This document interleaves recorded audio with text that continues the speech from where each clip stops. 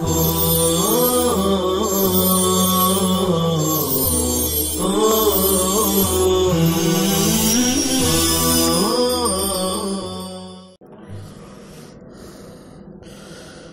الله الرحمن الرحيم.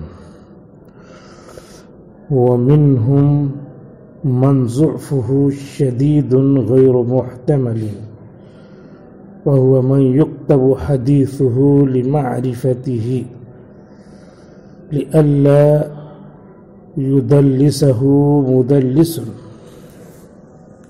أو يرويه مجهول فيجعله ثقة عن ثقة ويسقط الضعيف منه، وهو على نوعين: الأول من كان ضعفه لشدة غفلته ولإدمانه المخالفة للثقات أو التفرد بما لا يحتمل منه بسبب سوء حفظه وقلة ضبطه، فهذا قد يطلق عليه منكر الحديث واهي الحديث نہیں، النادی العربی کا جلسہ، النادی العربی قاضی کا اعراب ہوگا، حالت رفعی میں اعراب تقدیری، واهي الحديث متروك. والثاني من كان ضعفه من قبل عدالته، كأن يكون متهما بالكذب أو موصوفا به أو متهما بالوضع أو موصوفا به، وهذا قد يطلق عليه كذاب يسرق الحديث ركن من أركان الكذب، ويندرج تحته أيضا مجهول العين. قال الحافظ الذهبي في الميزان في المجلد الأول على صفحة 4: وأردوا عبارات الجرح دجال كذاب أو وضاع يضع الحديث.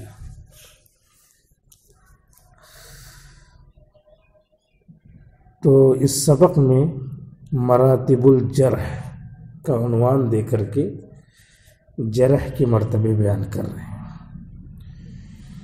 اور پہلے کے سبق سے مناسبت بھی ہے، پہلے مراتب التعدیل بیان کیا ہے، تعدیل کے مرتبے، تو تعدیل کے مرتبے کے بعد جرح کا مرتبہ ہونا چاہیے، تو مراتب التعدیلی کی بجائے مراتب المعدلین، تعدیل کرنے والوں کا مرتبہ بیان کیا ہے. تو تعدیل کرنے والے جس طرح کی تعدیل کریں گے وہی مرتبہ ہو جائے گا، تو مراتب التعدیل اس میں ہو گیا. مراتب الجرح تو مراتب التعدیل بھی اس میں آ گئے، کیونکہ معدل نے سہولت پسندی کے ساتھ تعدیل کی ہے، تو التعدیل المتساہل ہو گئی، اور وہ جس نے تعدیل کیا ہے وہ المعدل المتساہل ہو گئی. معدل متساہل اسی وقت ہوگا جب اس میں تساہل ہو، تو فعل اس کا تعدیل کا مع التساہل سہولت پسندی کے ساتھ ہے، تبھی وہ متساہل ہے. ایسے ہی المتشددین تو متشددین بنایا. مراتب المعدلین میں تعدیل کرنے والوں کا ایک درجہ کیا ہے؟ متشددین کا. تو متشددین کا درجہ معلوم ہوا تو التعدیل المتشدد بھی معلوم ہوگی، جو وہ عمل کریں گے وہی کیا ہوگا؟ تشدد کا عمل ہوگا، سختی کا عمل ہوگا. مراتب المعدلین المتشددین، اس سے التعدیل المتشدد سمجھ میں آ گئی. اور مراتب المعدلین المعتدلین، تو معتدلین کے مرتبۃ المعتدلین المعدلین، تو التعدیل المعتدل سمجھ میں آ گئی. معتدل اسی وقت بنے گا جب اس کے اندر تعدیل ہو، عادل اسی وقت بنے گا جب اس کے اندر عدل ہو. تو یہ ما سبق میں جو سبق بیان کیا گیا ہے وہ مراتب الجرح کے بجائے مراتب المعدلین بیان کیا ہے. تو مراتب التعدیل اس سے نکلتی ہے، کیونکہ معدلین کا 3 درجہ بیان کیا، متساہلین کا، معتدلین کا، متشددین کا. تو اسی سے نکلی تعدیل، التعدیل المعتدل، التعدیل المتساہل اور التعدیل المتشدد. تو یہ 3 درجہ بیان کرنے کے بعد نام بھی بتایا ہے کہ کون کون لوگ کیا ہیں، کون کون لوگ متساہلین میں ہیں اور کون کون لوگ معتدلین میں ہیں اور کون کون لوگ متشددین میں ہیں. تو متساہلین میں امام حاکم کا نام لیا تھا اور ابن حبان کا نام لیا تھا، ابن عدی کا نام لیا تھا. اور معتدلین میں امام احمد بن حنبل، امام ابو زرع رازی، ابن معین، بخاری و مسلم لکھنے والے امام بخاری امام مسلم کا نام لیا تھا. اور متشددین میں ابو حاتم رازی اور امام نسائی کا نام لیا تھا. اس کے بعد معتدلین میں ابن حبان کے لیے الگ سے سبق قائم کر کے ان کی تعدیل کے 5 درجے بیان کیے تھے. پھر حکم سقوط البخاری عن الراوی کی تاریخ کے تحت یہ ضابطہ بیان کیا کہ امام بخاری رحمۃ اللہ علیہ اپنی کتاب التاریخ الکبیر میں اگر سقوط اختیار کریں تو مستقل ضابطہ یہی ہے کہ وہ سقوط اختیار کرے تو پھر وہ آدمی وہ ثقہ ہو جائے. یہ بیان کرنے کے بعد سبق پورا کر دیا اور اسئلۃ للمناقشہ، تکرار و مذاکرے کے لیے سوالات قائم کیے، 4 سوالات قائم کیے. پھر یہ مراتب الجرح ہے.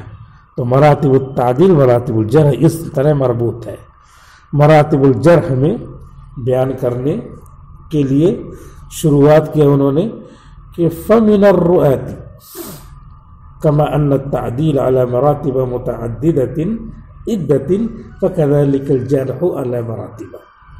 کہ تعدیل کے جیسے مرتبے ہیں، یہ اتنی تقریر اس لیے کرنی پڑی، انہوں نے کہا کہ تعدیل کے چند مرتبے ہیں، حالانکہ بیان ہی نہیں کیا، وہ تو معدلین کے مرتبے کو بیان کیا. تو یہ کہا جائے گا کہ معدلین کا مرتبہ بیان کرنے سے تعدیل کا مرتبہ بھی سمجھ میں آتا ہے ضمناً. تو اس لیے تعدیل کے جیسے مرتبے ہیں ایسے ہی جرح کے بھی مرتبے ہیں. فَكَذَلِكَ الْجَرْحُ عَلَى مَرَاتِبَ. تو جرح کے یہاں انہوں نے 2 مرتبے بیان کیے ہیں. ایک ایسا راوی جس پر ایسی جرح کی جائے جو قابل برداشت ہو، اور ایک ایسا راوی جس پر ایسی جرح کی جائے جو ناقابل برداشت ہو. تو اس کو ضعف سے تعبیر کیا ہے. فَمِنَ الرُّؤَاتِ مِنْ ضُعْفِهِ مُحْتَمَلٌ غَيْرُ شَدِيدٍ. ان کی حدیثوں کو کہا ہے کہ لکھی جائے گی. متاخرین نے حجت بھی پکڑی ہے جبکہ مطابعات بھی آ جائے. اور ایسے ہی مجروح کے لیے بولا گیا ہے سیء الحفظ، فیہ غفلۃ، لیس بالقوی، مستور. یہاں تک کا سبق پہلے سیشن میں کمپلیٹ ہو چکا تھا. اور کما ان التعدیل علی مراتبہ سے اس کو جوڑنا ضروری تھا. اب اس کے بعد ومنہم من ضعف من ضعفہ شدید، اور ان راویوں میں سے بعض وہ ہیں جن کا ضعف شدید ہوتا ہے، غیر محتمل، احتمال کے قابل، برداشت کے قابل نہیں ہوتا. یعنی اب وہ حدیث آ گئی اور ضعیف شدید ہے تو اب اس کا ضعف قابل برداشت نہیں ہے کہ مطلب یہ کہ اس سے مسئلہ نکال کے حکم لگایا جائے اور اس پہ عمل کروایا جائے، ایسا نہیں ہوتا. ومنہم من ضعفہ شدید غیر محتمل، اور ان میں سے بعض وہ ہیں راوی. فمن الرواة، ہم کا مرجع الروات، ان میں سے بعض وہ ہیں جن کا ضعف شدید ہے، ناقابل برداشت ہے. وَهُوَ مَنْ يُكْتَبُ حَدِيثُهُ لِمَعْرِفَتِهِ. ایسے لوگوں کا حکم کیا ہے؟ کہہ رہے ان کی بھی حدیث لکھی جائے گی. اور پہلے والے لوگوں کا حکم کیا ہے؟ ان کی بھی حدیث لکھی جائے گی، لیکن الگ الگ فائدے کے لیے. پہلے والے لوگوں کی حدیث لکھی جائے گی پرکھنے کے لیے، یہ سامنے رہے گی تو پرکھ سکتے ہیں کہ اس میں جو ہے قابل برداشت ضعف ہے. اور حدیثیں ہیں تو دیکھو اس میں ناقابل برداشت ضعف ہے، دیکھو اس میں قوت ہے، تو یہ سامنے رہے گی تو للاعتبار. اور وَهُوَ مَنْ يُكْتَبُ حَدِيثُهُ لِمَعْرِفَتِهِ، اور یہ جو ہے ناقابل برداشت جن کا ضعف ہے، ان کی حدیثیں لکھی جائیں گی یہی جاننے کے لیے کہ یہ ناقابل برداشت ہے. جان جائیں گی. تو اگر لکھے ہی نہیں تو پتہ نہیں چلتا کہ ناقابل برداشت کس کو آپ نے کہا ہے. اور لکھ لیں گے تو پتہ چلے گا یہ تو شیعہ تھا، ٹوپی لگا کے سنیوں کی آ گیا تھا، تو پتہ چل جائے گا. تو اس لیے ان کی حدیثیں لکھ لی جائیں گی اور ان کے بارے میں تعارف پیش کیا جائے گا، ان کے ترجمے کو یاد کیا جائے گا لمعرفتہ، ان کو جاننے کے لیے. جب ان کو جان جائیں گے، ان کی حدیث کو جان جائیں گے، تو پھر کیا ہوگا؟ پھر یہ ہوگا کہ کوئی مدلس تدلیس نہیں کر پائے گا. لئلا یدلسہ مدلس، تاکہ کوئی مدلس ان کی تدلیس نہ کر جائے، کیونکہ ان کو حذف کرے گا تو تدلیس ہوگا، حالانکہ تدلیس کا عمل ہوگا. اور حقیقت میں کیا ہے؟ حقیقت میں ہے کہ وہ تو ضعف شدید ہے، غیر محتمل ہے. اس لیے تدلیس جب کرے گا تو اپنے کو پتہ رہے گا کہ کس کی تدلیس کیا ہے، کیسے کیا ہے. اور یہاں پہ تدلیس کا عمل ہوا ہے اور ضعف شدید والے کو، ضعیف شدید والے کو چھوڑا ہے، یا ضعیف محتمل کو چھوڑا ہے قابل برداشت ہو. تو اس وجہ سے ان کی حدیث لکھ لی جائے گی جیسے اوپر والے کی لکھی جائے گی، تاکہ پتہ چلے. للمعرفت. او یرویہ مجہول، یا مجہول اس کو نقل کرتا ہے. جب لکھے رہیں گے تو پتہ چل جائے گا کہ اس حدیث کو جو ناقابل برداشت ہے، اس کو نقل کیا ہے کس نے؟ مجہول نے، مجہول العین یا مجہول الحال نے. تو پتہ چل جائے گا. اس وجہ سے دو بات پتہ چلے، ایک تو یہ کہ ان کا ضعف معلوم ہو جائے گا بالبداہت دیکھ کر کے، اور دوسرے ایک ہی راوی ان سے نقل کر رہے ہیں تو مجہول العین ہو جائیں گے، دو تین نقل کریں گے تو مجہول الحال ہو جائیں گے. فَيَجْعَلُهُ ثِقَةً عَنْ ثِقَةٍ، تو مجہول اس کو نقل کر کے بنا دے گا ثقہ راوی کو، اور نقل کر کیا ہے جس سے اس کو بھی ثقہ بنا دے گا. فَيَجْعَلُهُ ثِقَةً عَنْ ثِقَةٍ. جب ہم پڑھے رہیں گے تو پتہ رہے گا کہ یہ حدیث اس کا راوی ضعیف شدید غیر محتمل ہے. اور پڑھا نہیں ہے تو ایک آدمی نے کیا کیا؟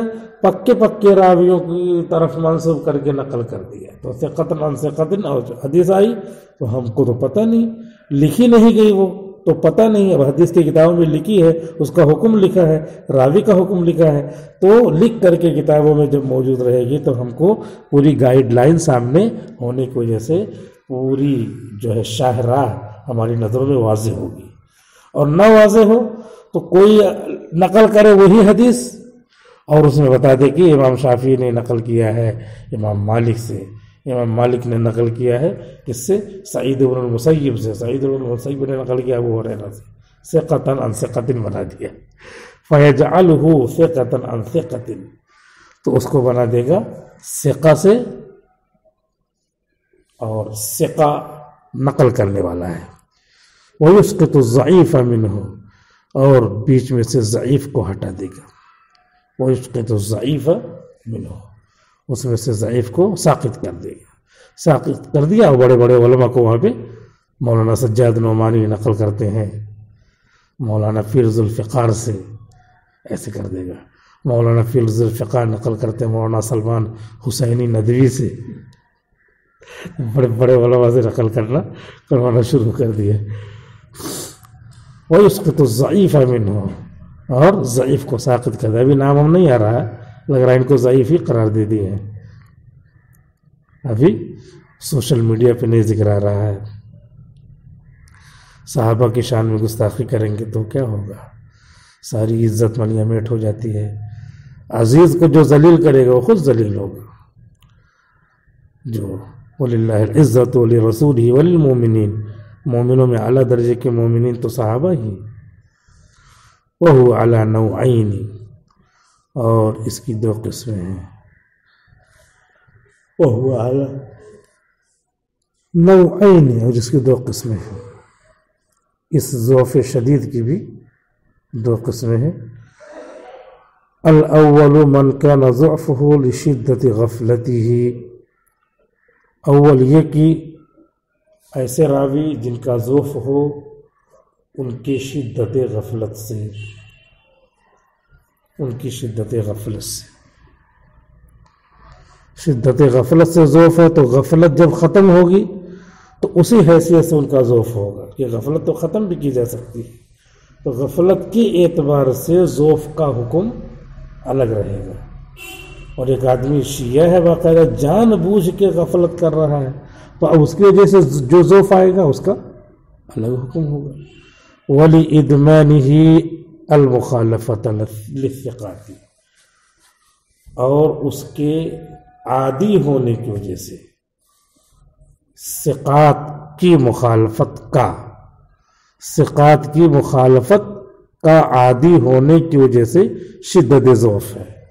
ایک تو یہ ہے کہ ثقات کی مخالفت ہی کرتے رہتے ہیں ہمیشہ، عادت ہی ان کی، تو اس کی وجہ سے جو ضعف آیا ہے تو عادت جلدی بدلتی نہیں، اور کسی نے توبہ کر لیا ہو، عادت بدلنے کا اعلان کر دیا ہو، تو یہ بھی سمجھ میں آ جائے گا کہ ہاں کیا ہے، تو اس کے اعتبار سے ضعف کے ختم ہونے کا فیصلہ کیا جائے گا، یعنی نوعیت ہماری سمجھ میں آ جائے گی کہ ضعف کس نوعیت کا ہے۔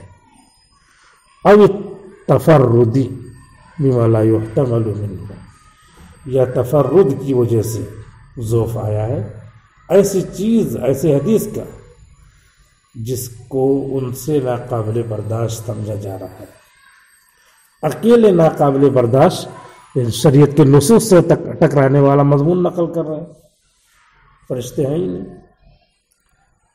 فرشتے کا وجود ہی نہیں، آسمان کا وجود ہی نہیں، ایسی کوئی حدیث نقل کر دیا اکیلے ہی، تو ظاہر سی بات ہے کہ یہ ضعف کیا ہے، اب یہ ضعف شدید ہے، اور اس وجہ سے ہے شدت غفلت اور ادمان المخالفہ اور تفرد بما لا يحتمل کا مطلب کہ يعارض النص الصریح بسبب سوء حفظہ، اپنے سوء حفظ، ان کے سوء حفظ کی وجہ سے۔ اب وہ ضعف جو آیا ہے ایسا کیسے نقل کر دیا، پہلے تو بہت ٹھیک تھے، اب حافظہ خراب ہو گیا، پہلے تو ٹھیک تھے، تو اب اس کی وجہ سے اب تھوڑا سا ضعف میں کمی آئے گی، ایک دم شدت ضعف والی نہیں رہے گی، کیونکہ حفظ کیا ہے، سوء حفظ، یہ غیر اختیاری ہو گیا، بڑھاپا آ گیا، تو اب وہی جو پہلے ہم نے پڑھا ہے کہ اختلاط کے زمانے سے پہلے والی ان کی سب حدیثیں چھانٹ لیا اگر تو وہ معتبر ہوں گی، اور اگر چھانٹا نہیں ہے تو ظاہر سی بات ہے یہ شک کی سوئی ادھر بھی آ رہی ہے، پہلے زمانے کے چھانٹا نہیں ہے، یہ تو معلوم ہے کہ سوء حفظ بعد میں ہوا ہے، اختلاط بعد میں ہوا ہے، تو پہلے والی حدیثیں معتبر ہیں، لیکن اب پہلے والی کون ہے یہ نہیں پتہ چلا، تو جو بھی حدیث آئے گی ان کی ہے، تو ابھی تو رکے رہو بھائی، نہیں عمل کریں گے، تو بسبب سوء ضعفہ، ان کے ضعف کے، ان کے حفظ کے، بسبب سوء حفظ ہی، ان کے حفظ کے خراب ہونے کے، حافظہ خراب ہونے کے سبب سے، وقلت ضبط ہی، اور ان کے قلت ضبط کی وجہ سے، فہذا قد یطلق علیہ منکر الحدیث، تو یہ ضعف، فہذا، تو یہ ضعف قد یطلق،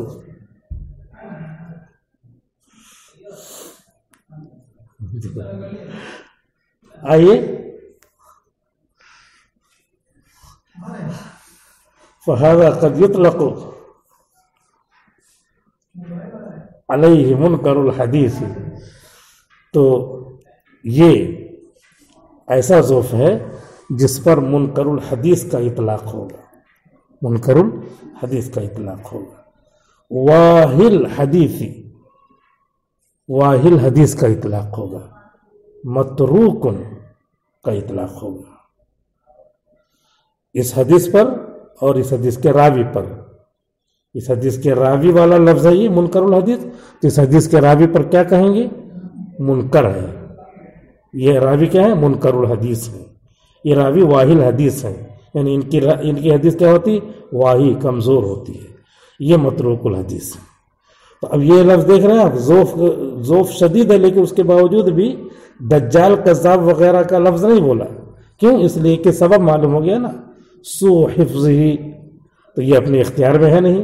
قلت ضبط، اب قلت آ گئی ضبط میں، تو اب اس کی وجہ سے ان کے اوپر جو حکم لگ رہا ہے وہ کمزور ہے، بجائے دجال کہنے کے، وزاع کذاب کہنے کے، جیسا کہ نیچے ابھی آ رہا ہے. بس، والسلام علیکم ورحمۃ اللہ وبرکاتہ.